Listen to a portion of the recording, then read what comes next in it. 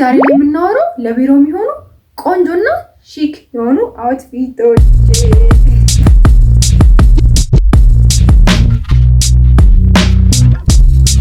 ሰላም ገርሊስ፣ እንኳን ወደ ገርሊ ዞን በሰላም መጣችሁ። እኔ ሶፋኔት መስፍን እባላለሁ። ፔጁ ደግሞ ገርሊ ዞን ይባላል። በዚህ ፔጅ ላይ ስለ ሰልፍ ኬር፣ ስለ ፋሽን፣ ስለ ስታይሊንግ፣ ስለ ሰልፍ ዲቨሎፕመንት ብቻ ማናወራው ነገር የለም።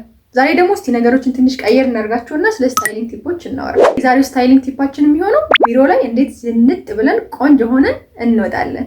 ቢሮ ላይ እንግዲህ ያው ፎርማል መሆን አለብን። እንደዚህ አይነት አለባበሶች አይቻሉም፣ እንደዚህ አይቻሉም የሚባል ነገሮች አሉ። ግን ቦሪንግ መሆን የለበትም አውትፊቱ። ለምን ብለን ቦሪንግ አውትፊት እንለብሳለን አይመስላችሁም? ስለዚህ አውትፊታችንን ሞር ፈን ለማድረግ ምን አይነት አለባበሶችን እንልበስ የሚሉትን እናወራለን ማለት ነው ዛሬ።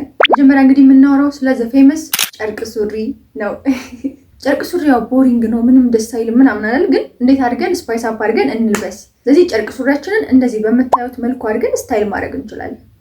ከፈለግን በቶፕ በቲሸርት በሹራብ እያደረግን ስታይል ማድረግ እንችላለን። ሙሉ ፎርማል መሆን አይጠበቅበትም። ላይ ጥብቅ ያለ ቦዲዎች አድርገን ሹራቦች ምናምን አድርገን ከስር ጨርቅ ሱሪያችንን ስናደርገው እንዴት እንደሚያምር እዩት። ሌላኛው ደግሞ በሸሚዝ የምንለብሳቸው አውትፊቶች። ስለዚህ ሸሚዛችንን ቀለል አድርገን በጂንስ መልበስ እንችላለን፣ በቀሚስም መልበስ እንችላለን እዚህ ጋር እንደምታዩት። ከዛ ደግሞ ከላይ ሹራብ ደርበን ደግሞ ከስር ሸሚዛችንን አድርገን ደግሞ በጂንስ በጨርቅ ሱሪ በካኪ እንደፈለግን ስታይል እያደረግን መልበስ እንችላለን እዚህ ጋር እንደሚታየው።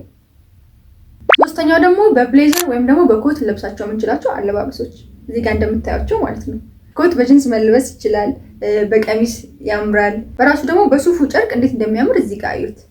ሌላኛው ደግሞ ወጥ ከለር ያላቸው ቀሚሶች። ብዙ ጊዜ ያው ባለ አበባ ቀሚሶች ወይም ደግሞ ላያቸው ላይ ፓተርን ያለባቸው ቀሚሶች ለቢሮ አይሆኑም ይባላል። ስለዚህ ወጥ ቀሚሶችን ከፈለግነው ከቶፕ ጋር ከሸሚዝ ጋር ከሹራብ ጋር ስታይል እያደረግን እንደዚህ እንደምታያቸው ስታይል እያደረግን መልበስ እንችላለን። ስለዚህ እንደዚህ እያደረግን የቢሮ አውትፊቶቻችንን ማሳመርና ቆንጆ ማድረግ እንችላለን ማለት ነው። ፕላስ እንዳይደብረን አለ አይደል? ቢሮ መዋሉ ራሱ ሙሉ ቀን በጣም ስለሚያዝገን አትሊስት ቆንጆ ሆነን እንዋል። ምን ይመስላችኋል? ስለዚህ አይ ሆፕ ይሄን ቪዲዮ ወዳችሁታል። በተመሳሳይ መልኩ ደግሞ እንደዚህ አይነት ስታይሊንግ ቲፖች፣ ሰልፍ ኬር ቲፖች፣ ሰልፍ ዲቨሎፕመንት ቲፖች ደግሞ እዚህ ፔጅ ላይ ስለሚኖሩ ይሄን ፔጅ ሰብስክራይብ ማድረግ እንዳትረሱ። ይመቻችሁ።